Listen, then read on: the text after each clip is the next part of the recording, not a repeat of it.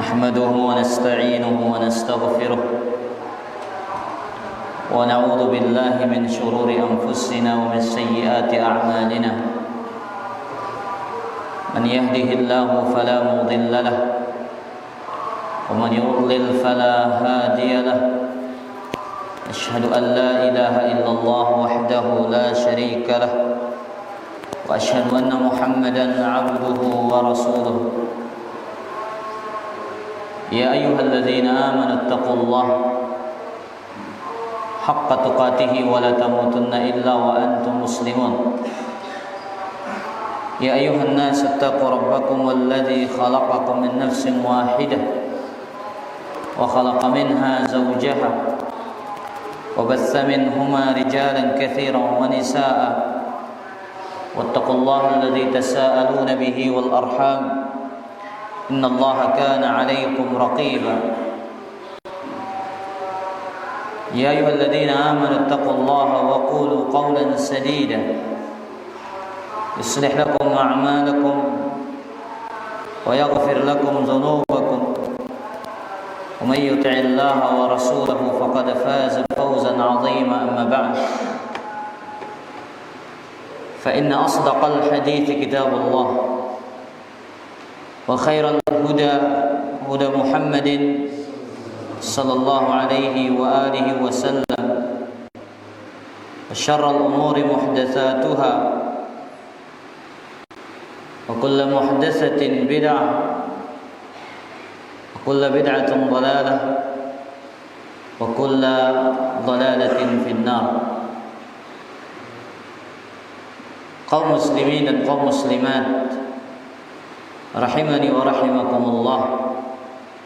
Alhamdulillah, ucapan yang dengannya kita bersyukur kepada Allah Azza wa Jalla atas segala kemudahan, atas segala hidayah serta karunia yang Allah Azza wa Jalla berikan kepada kita semua, sehingga pada kesempatan ini kita bisa kembali duduk dalam majlis kitab Minhatul Allam Syarah Bulughul Maram pada Kitabul Jami', tentunya mempelajari hadis-hadis Rasulullah sallallahu alaihi wasallam. Kata Imam Ibn Rajab, fa afdhalul ulum, ilmu yang paling utama, fi tafsiril Quran, adalah ilmu tentang tafsirul Quran, wa ma'anil hadis, dan ilmu tentang makna-makna dari hadis-hadis Rasulullah sallallahu alaihi wasallam. Ini diantara ilmu yang paling utama, belajar tafsir dan mempelajari makna-makna dari sabda-sabda Rasulullah sallallahu alaihi wa alihi wasallam.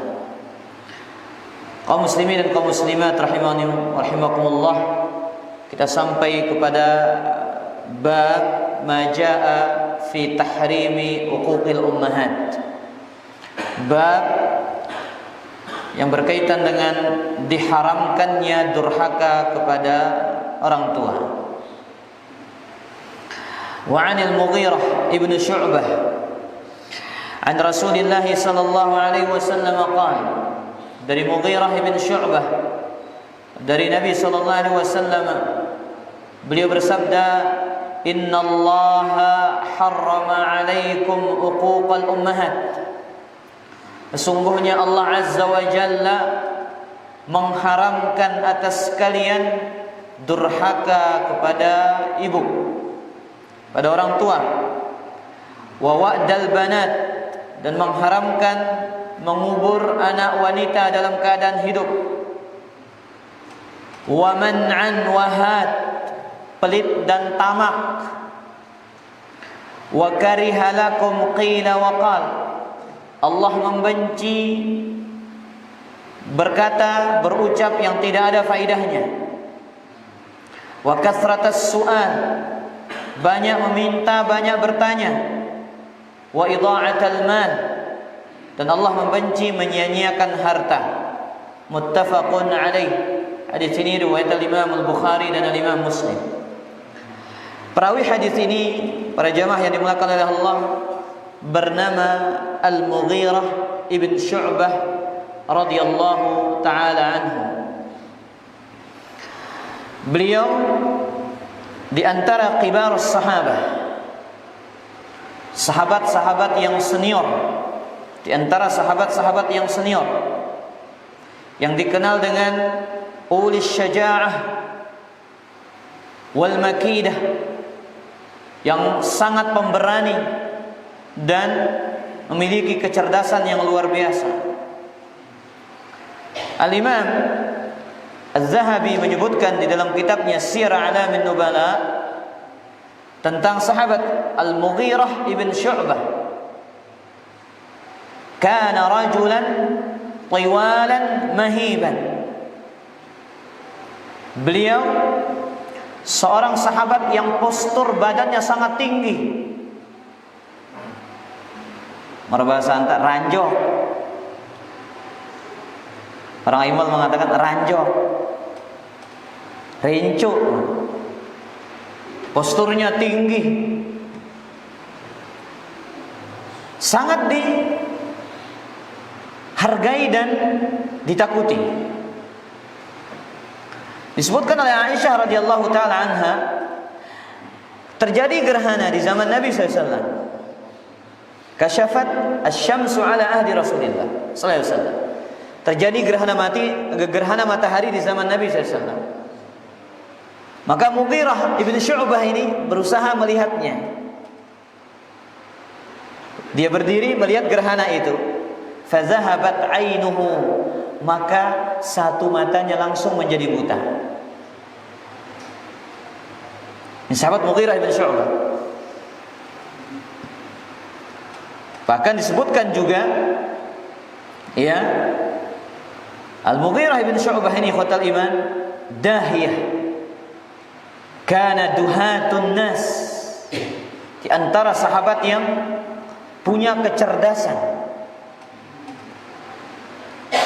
Disebutkan oleh salah seorang tabi'in yang bernama Az-Zuhri, kana duhatun nas fil fitnah khamsah.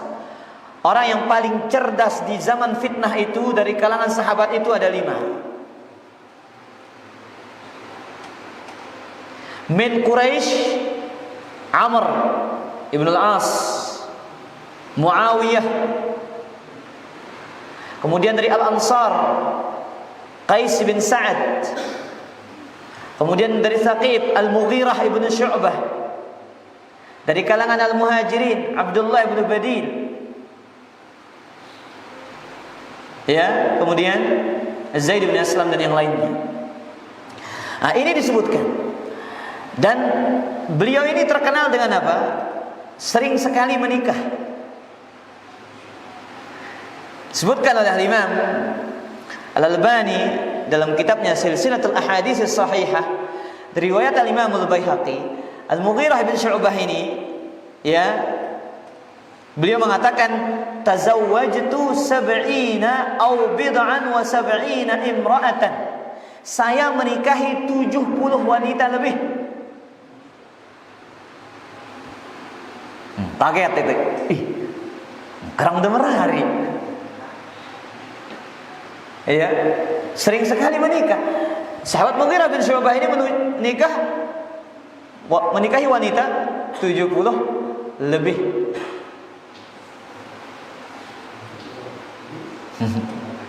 Lagi kekuatan merari. Ibu-ibu yang dimuliakan oleh Allah, kalau lelaki zaman sekarang dicela.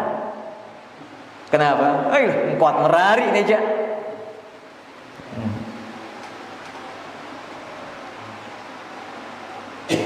Jadi Syekh Shalal Al-Munajjid mengatakan, wa hadza la yu'ab. Perbuatan ini enggak bisa dicela karena yang melakukannya siapa? Sahabat Nabi sallallahu alaihi wasallam. Kenapa? Li'annahu min tamami fuhulatihi wa futuwatihi. Bukti sempurna kelaki-lakiannya. Thumma huwa yuhsinu an-nisa'il hara'ir wa yabtaqil halal wa yatlubu al-abna' alladhi yujahiduna fi sabilillah wa yansuruna Allah wa rasulah. Niat beliau menikah banyak itu satu, untuk menjaga kehormatan para wanita-wanita yang jomblo. Menjaga kehormatannya agar tidak jatuh ke dalam perkara yang haram. Kedua, agar punya keturunan yang banyak yang berjihad di jalan Allah. Sebagaimana Nabi Sulaiman alaihi salam, ya, beliau menikah dengan 70 wanita agar setiap wanita itu beliau menikahi 90 wanita agar setiap wanita itu melahirkan seorang anak yang berjihad di jalan Allah. Dalam Sahih Bukhari.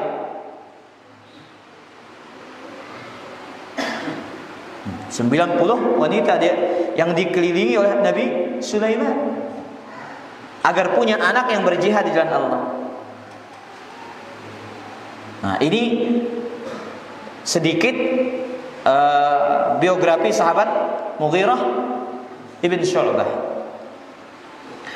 Disebutkan bahwasanya beliau meriwayatkan sekitar 58 hadis dari Nabi sallallahu alaihi wasallam.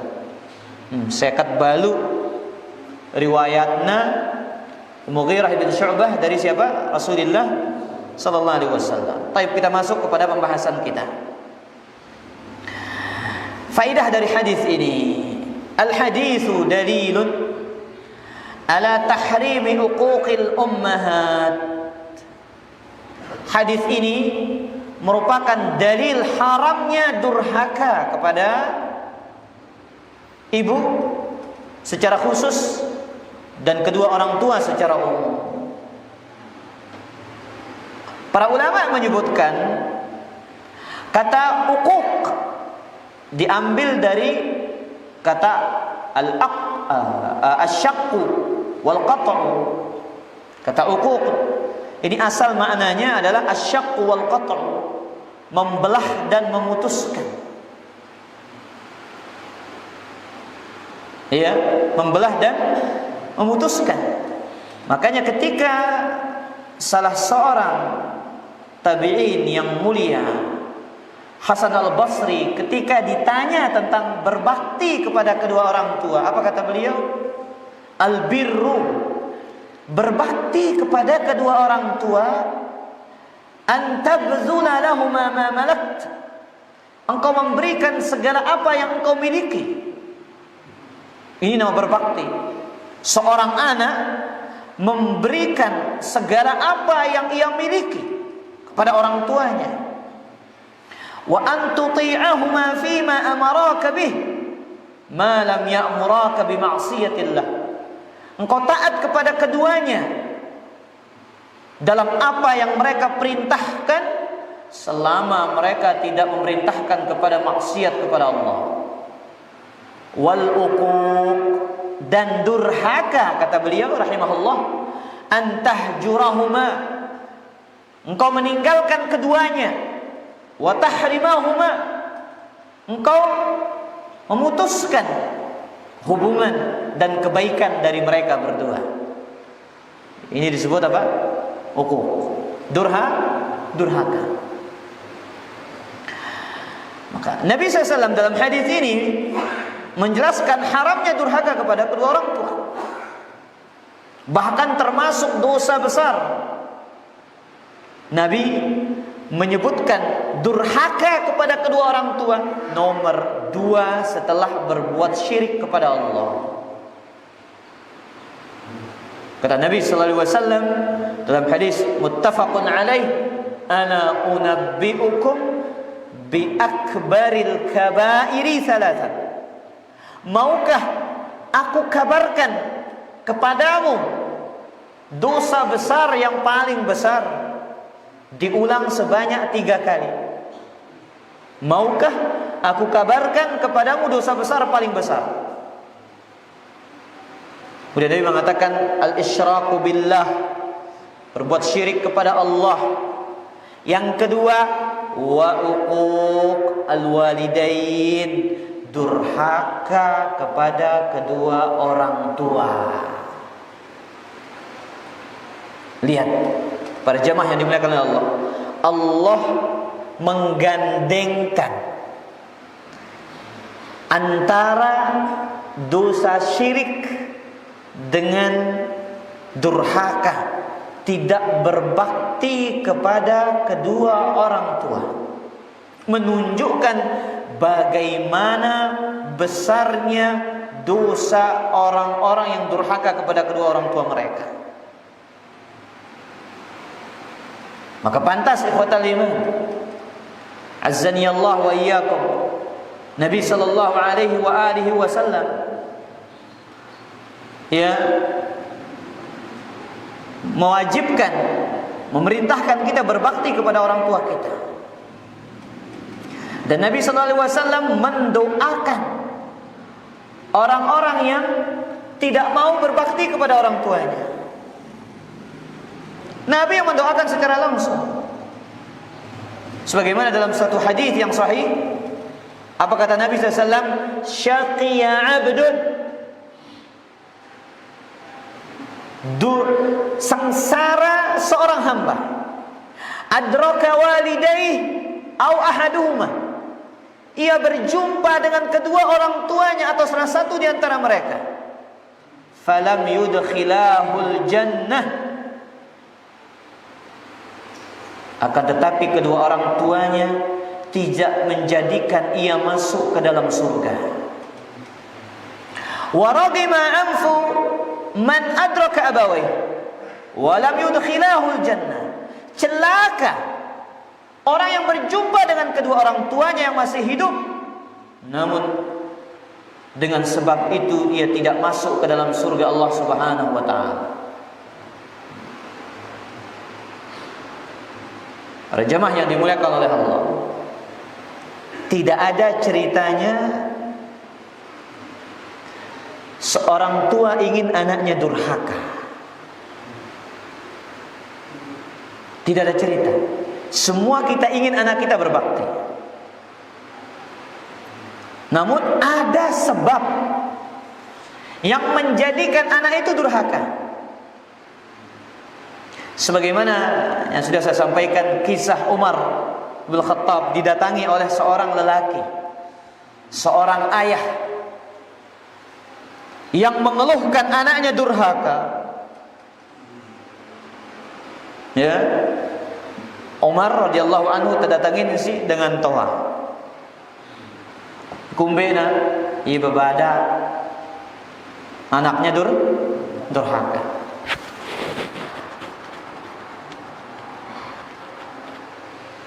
Lalu Umar manggil anak itu. Panggil oleh Umar, kemudian ditanya. Tapi dikasih ceramah dulu. Ya, durhaka ini dosa besar, haram. Dikasih ceramah sama Umar, baru disebut. Kenapa engkau durhaka? Apa kata anaknya? Alaisa lil waladi haqqun ala abi? Wahai Umar, bukankah anak itu punya hak yang harus ditunaikan oleh orang tuanya? Qala bala, tentu. Ya, si anak bertanya, apa haknya coba? Si anak bertanya kepada Umar, wahai Umar, apa haknya seorang anak dari orang tuanya? An yantaqiya ummahu wa yuhsina ismahu wa yu'allimuhu al-Qur'an. Haknya anak dipilihkan ibu yang baik, ibu yang pintar mendidik dia, wanita yang salihah sebagai ibunya yang pandai mendidik dia. Pilihkan dia nama yang baik, ajarkan dia Al-Quran. Lalu apa kata anak ini? Fa inna abi lam yaf'al fi dzalika syai'. Bapakku wahai Umar tidak pernah melakukan itu sedikit pun. Amma ummi fa innaha zanjiyah kanat lil majusi. ibuku seorang budak dari seorang majusi. Wa qad sammani Ju'al, dia telah memberikan namaku Ju'al. Walam yu'allimni minal kitabi walau harfan wahidan, dan dia tidak pernah mengajarkan aku Al-Quran meskipun satu huruf saja. Dipanggil bapaknya, hei sini kamu bapak, ajita ilayya tashku uqaqa ibnik, engkau datang kepadaku mengeluhkan durhakanya anakmu. Faqad aqaqtahu qabla an ya'uqqa, engkau sudah durhaka sendiri kepada anakmu sebelum ia durhaka kepadamu. Nabi kena niki para jamaah, maksudnya ada sebab-sebab yang menjadikan anak itu durhaka. Satu, mungkin anaknya bodoh, tidak berpendidikan, tidak tumbuh dengan pendidikan Islam. Yang kedua, su'ut tarbiyah, pendidikan yang tidak baik dari orang tua. Yang ketiga, as-suhbatus sayyi'ah lil aulad, pergaulan yang tidak baik dari sang anak. Yang keempat, bisa jadi uququl walidaini liwalidaihim, karena bapaknya sendiri durhaka kepada bapaknya. Kama tadinu tudan, sebagaimana engkau berbuat demikianlah engkau akan diberikan ganjaran. Al jaza'u min jinsil amal. Tatkala kita sebagai anak durhaka kepada orang tua kita, maka bisa jadi anak kita nanti akan durhaka kepada kita saat kita menjadi orang tua. Nah, ini juga terkadang nih, at-tafriqah bainal aulad, pilih kasih kepada anak terlalu ditampakkan, mencolok angkuna pilih kasih. Ini akan menimbulkan kebencian di antara anak. Nah, ini aja hidup lelasna, apa aja kemilina, mbengna, sadena, dikasih apa aja kemauan, sehingga akan menimbulkan iri hati kepada yang lain. Itu menjadikan sebab yang tersebab anak itu durhaka. Dan Syekh Ibrahim Al-Hamad dalam kitabnya Uququl Walidain menyebutkan ada 33 jenis macam bentuk durhaka.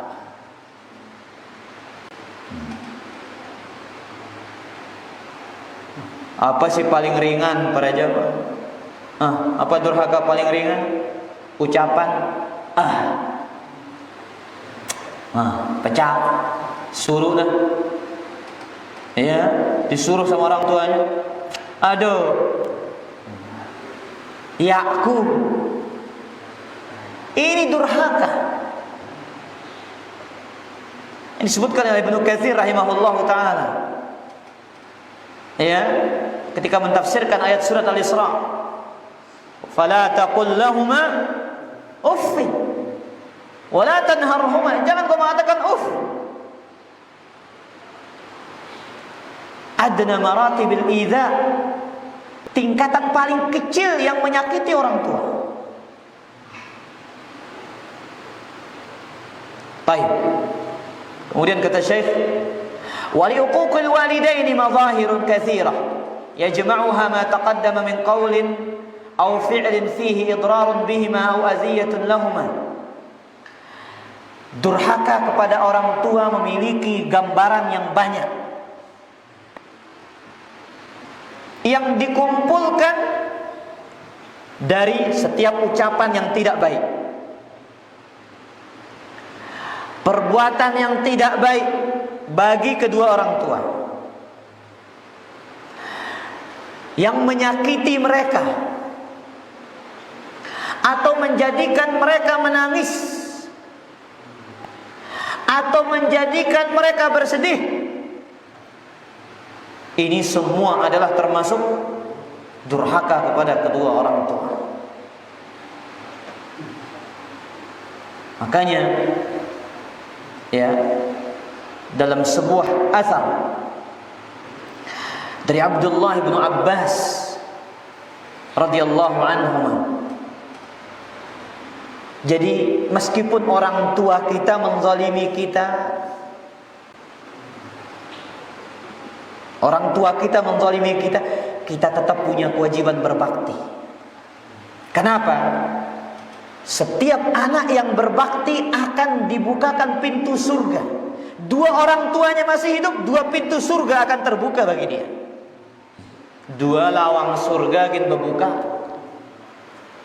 Nah, lama mati dengan taat saya ketutup melawang surga. Noh ini. Kata Abdullah bin Abbas,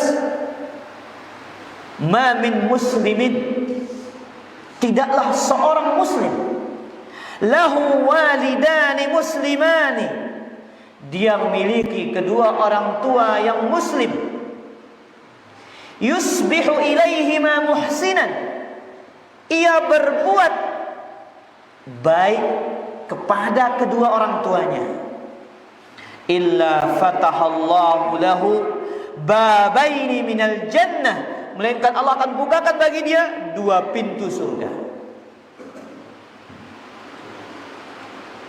Wa in kana wahidan fawahidun, kalau orang tuanya masih hidup cuma satu, akan satu pintu surga yang dibuka bagi dia.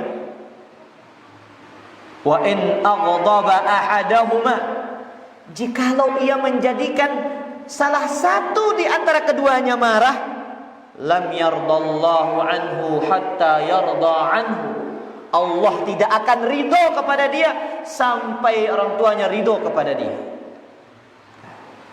Saya tersakitin, Allah tidak ridho, apalagi ada dua anak. Satu saja kita sakiti para jamaah, maka Allah tidak akan ridho kepada hamba-Nya.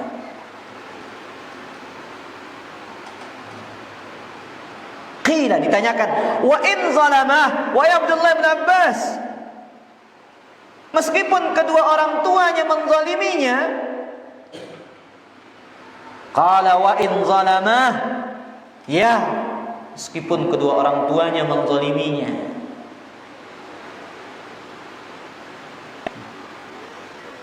Maka ikhwatal iman azzani Allah wa iyyakum, kita tidak akan pernah sanggup membayar ya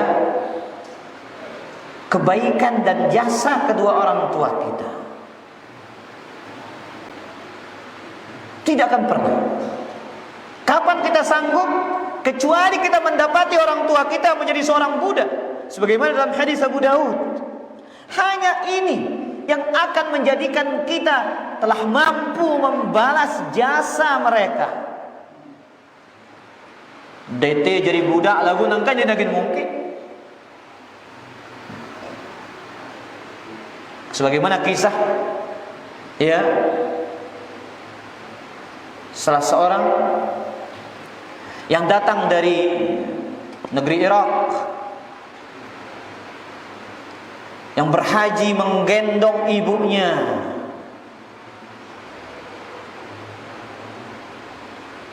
Ya umbak naina, singge naina.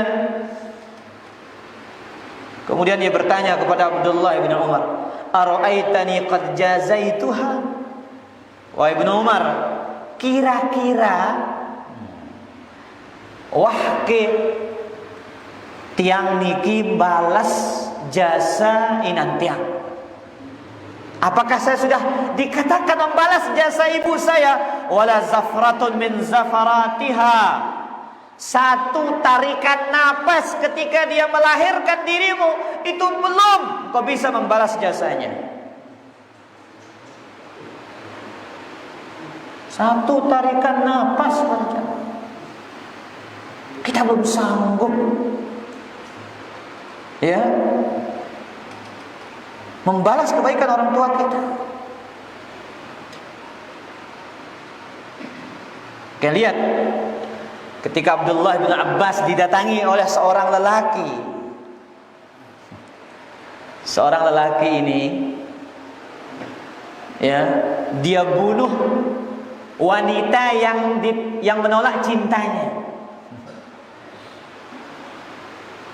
Laki-laki ini datang mengatakan, Abdullah bin Abbas, inni khatabtu imra'atan. Saya dahulu melamar seorang wanita. Layak tiang meminang seorang gadis. Fa'abat an tangkihani.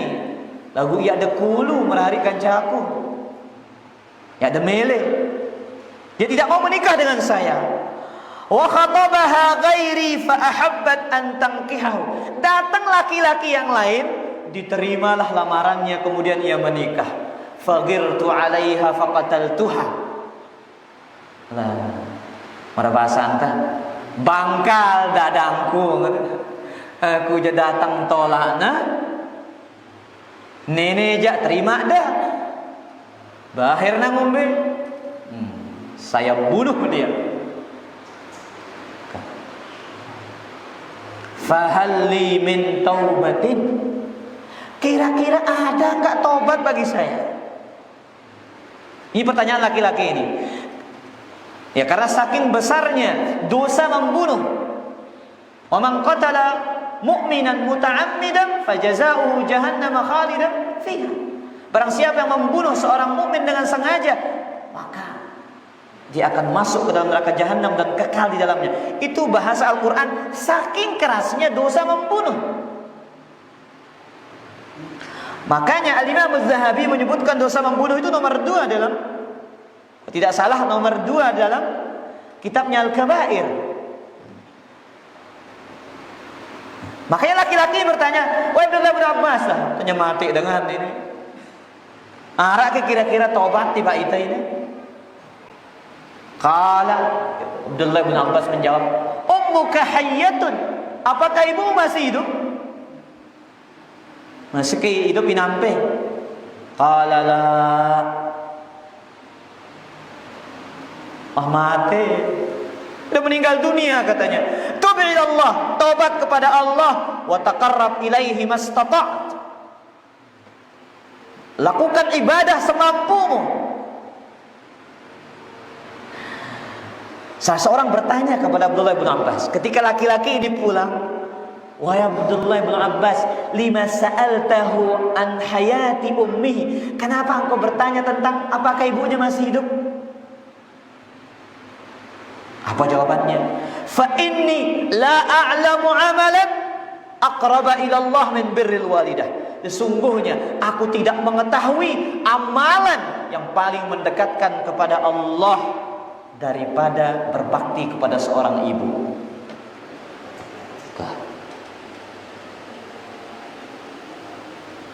Makanya luar biasa wanita ini dalam agama Islam. Hebat. Ya, tidak mudah menjadi seorang wanita dengan syariat yang berbeda bagi kaum laki-laki, namun Allah berikan istimewa bagi mereka. Apabila anak berbakti kepada seorang wanita yang menjadi ibunya, dia akan masuk ke dalam surga. Sebaliknya, apabila seorang anak yang durhaka kepada ibunya, maka dia pasti akan menjadi penghuni neraka kalau dia tidak bertaubat kepada Allah Azza wa Jalla. Jika Allah tidak mengampuni dosanya.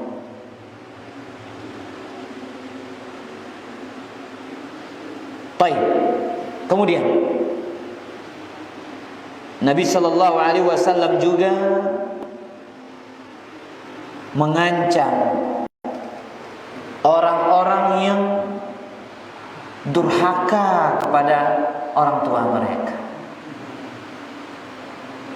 Dalam hadis riwayat Imam An-Nasa'i, salasatun la yanzurullahu ilaihim yaumal qiyamah. 3 jenis manusia yang akan tidak dipandang oleh Allah pada hari kiamat. 1, al-aqul liwalidayh, durhaka, orang anak yang durhaka kepada orang tuanya. Wal mar'atul mutarajjilah, wanita yang menyerupai laki-laki. Wad dayyuth, suami yang dayyuth. Wa salasatun la yadkhuluna al-jannah, 3 jenis manusia yang tidak akan masuk ke dalam surga. Mampu nomor sa'i, al-aquli walidayh, tidak dilihat, tidak masuk surga.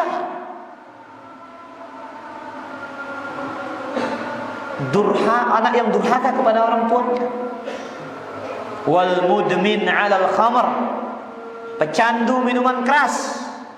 Wal mannanu bima a'ta, orang yang senang, suka menyebut-nyebut pemberiannya. Aku nyadi elak ini, aku ngembang ini. Nggak lupa masjid ini tiang wakapang tanah. Ini diancam tidak masuk ke dalam surga oleh Allah Azza wa Jalla, tidak dipandang oleh Rabbul Alamin.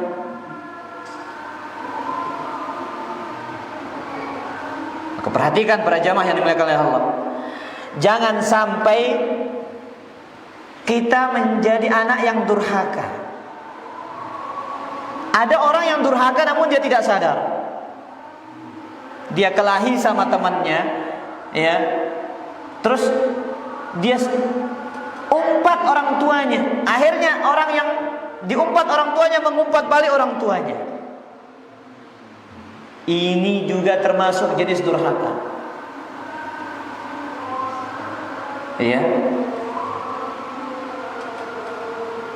Sebagian orang mah batu mata mame. Nah, ini enggak boleh ini para jamaah.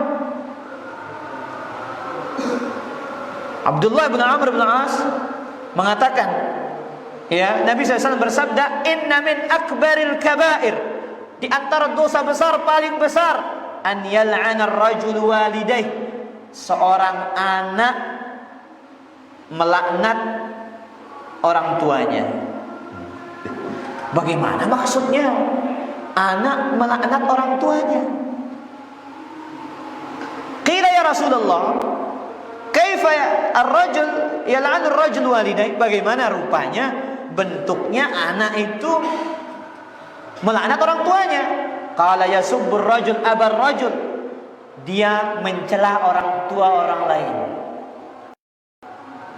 Celana dengan tawak dengan lain. Fayasubbu abahu wa yasubbu ummahu, akhirnya orang yang dicela menyerang balik, mencela orang tuanya. Ini di antara dosa besar yang paling besar. Kita harus hati-hati, ikhwatal iman azani Allah wa iyyakum. Maka di sini kita mengetahui ikhwatal iman, bagaimana pentingnya pendidikan Islam kepada seorang anak agar dia jangan sampai menjadi anak yang durhaka. Sering yang katakan pembahasan birrul walidain, ganjarannya, dosa-dosanya, ancamannya, ini hanya ada di dalam materi-materi hadis-hadis Rasul SAW dan ayat-ayat Al-Quran.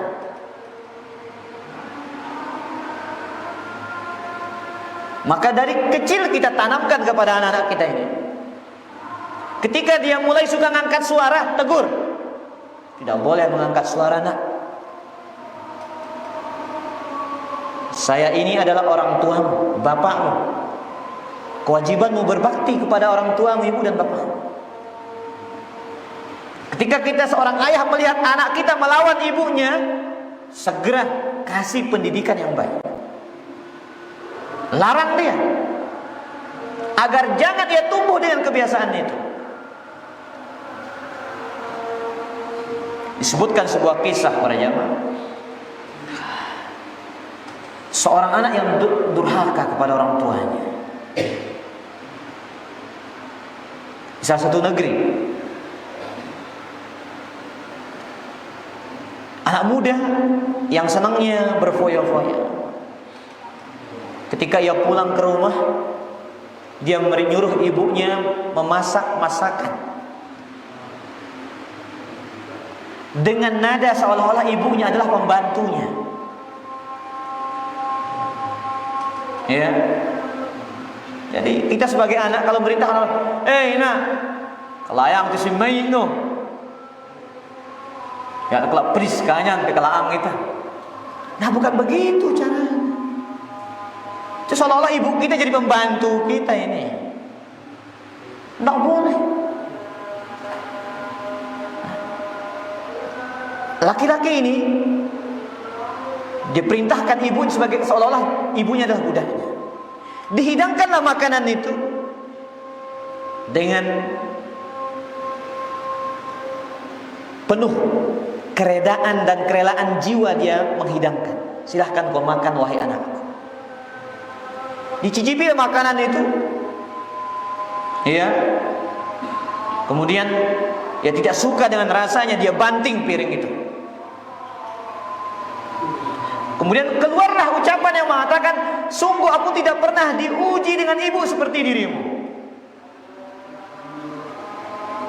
Seolah-olah ibunya ujian bagi dia. Kemudian sang anak ini, kemudian orang tua ini mengatakan, wahai nak, bertakwalah kau kepada Allah. Aku ini adalah ibumu.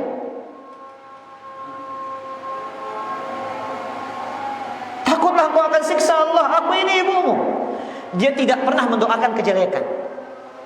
Sang ibu ini tahu, jikalau keluar doa yang tidak pantas, itu akan membinasakan anaknya. Akhirnya anak ini keluar, kemudian dikendarailah mobilnya, ia setel musik keras-keras. Ternyata di tengah perjalanan ia tabrakan.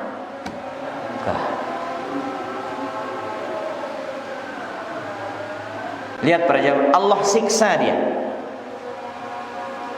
Allah siksa. Bagaimana cara dia siksa? Dia pindah dari satu operasi menuju operasi yang lain. Dia tidak pernah sehat-sehat. Allah siksa dia dengan cara seperti itu sampai ia meninggal dunia. Ya. Sebuah bagian mobil itu masuk ke dalam dadanya, menusuk paru-parunya, kemudian dia operasi. Tidak sehat, pindah operasi berikutnya sampai ia meninggal dunia. Makanya pantas Nabi kita sallallahu alaihi wasallam mengatakan, tidak ada dosa yang disegerakan hukumannya daripada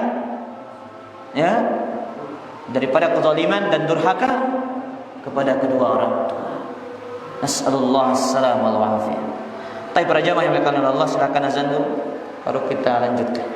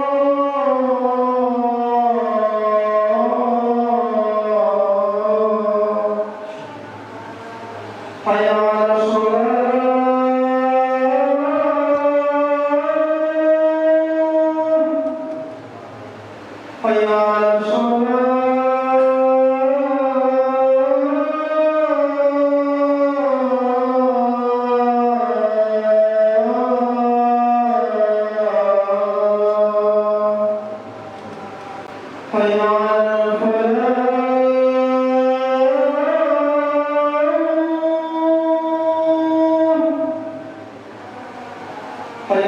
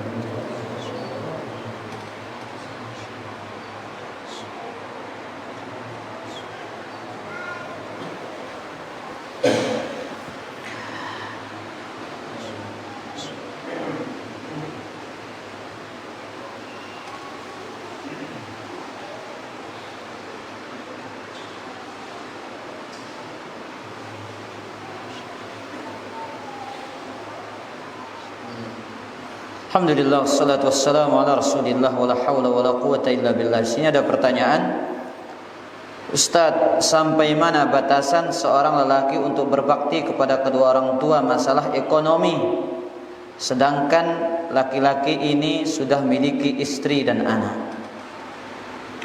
Para jamaah yang dimuliakan oleh Allah, Syekh Nasir As-Sa'di rahimahullahu ta'ala ketika mentafsirkan surat Al-Baqarah ayat ke-233, wa 'alal mauludi lahu rizquhunna wa kiswatuhunna bil ma'ruf, dan kewajiban seorang bapak memberikan makan dan pakaian kepada para ibu dengan cara ma'ruf. Taib. Beliau mengatakan fadalla 'ala wujubi nafaqatil aqaribil mu'sirin 'alal qaribil warithil musir. Ayat ini menunjukkan wajib bagi kerabat yang memiliki kemampuan untuk menafkahi kerabat yang kurang mampu. Ingat nih, kerabat, keluarga kita berdua, kita punya kekayaan, kita punya kerabat. Anaknya nggak mampu misalkan, atau orang tuanya nggak mampu, dia sebagai anak mampu. Orang tua mampu, anak nggak mampu, dia wajib memberikan nafkah kepada dia. Nah, ini indahnya syariat Islam. Inilah tolong menolong yang sesungguhnya. Dalam urusan nafkah, kata Nabi SAW dalam Sahih Muslim, ibda binafsik, mulailah dari dirimu dulu. Fa in fadula syai' fali ahlik, lebih kasih anak dan istrimu.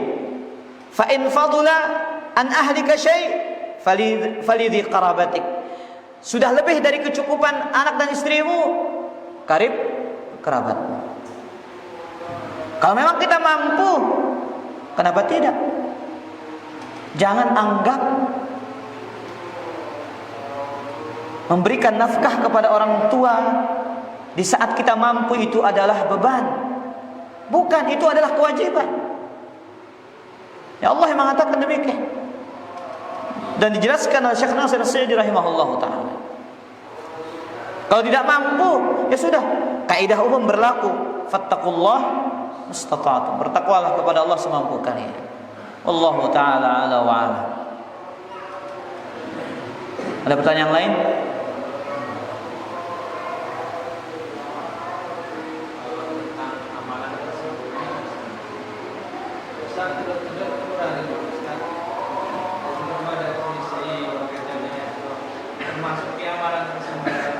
Ayolah. Bagus pengetahuan anda ini aja ibu-ibu. Ya, katanya ada orang yang diam-diam nikah, diam teduk-teduk merari. Ya ada ba'din selina ada, ya ada ba'din sai-sai. Empok-empok dan nanau. Apakah ini termasuk amalan tersembunyi katanya? Berjelas nyebut jama ini. Ya. Lagu dia tahu ini nyebut takut atau mumpi. Oh iya karing. Ya, tersembunyi. Ya betul, tersembunyi. Tidak diketahui oleh siapa-siapa. Tapi tersembunyinya ingin ikhlas atau karena takut. Jelas Bu Mikdad? Nah, wallahu taala ala wa alam.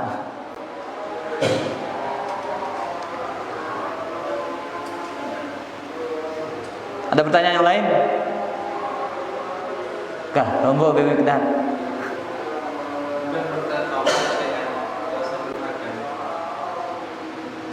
Bagaimana cara taubat dari dosa durhaka? Berbuat baik kepada orang tua, membalas durhaka kita dengan kebaikan kepada mereka, dengan berbakti dengan segala apa yang kita miliki, sebagaimana kata Al-Hasan Al-Basri, anta badzula lahum ma malakt, engkau memberikan segala apa yang kau miliki bagi mereka berdua. Ini hakikat berbakti kepada mereka.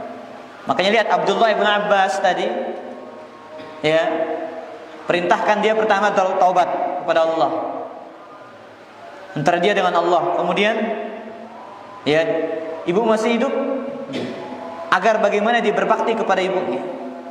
Sekarang kita, apalagi ibu kita sendiri yang kita durhaka kepadanya, orang tua kita durhaka kepadanya, maka cara kita berbakti adalah kita memberikan segala kebaikan yang kita miliki kepada mereka setelah kita melakukan durhaka kepada mereka berdua. Wallahu taala ala wa alam. Demikian kajian kita pada kesempatan malam ini. Wassallallahu ala nabiyyina Muhammadin. Subhanakallahumma rabbana wa bihamdika asyhadu an la ilaha illa anta astaghfiruka wa atubu ilaika. Wassalamu alaikum warahmatullahi wabarakatuh.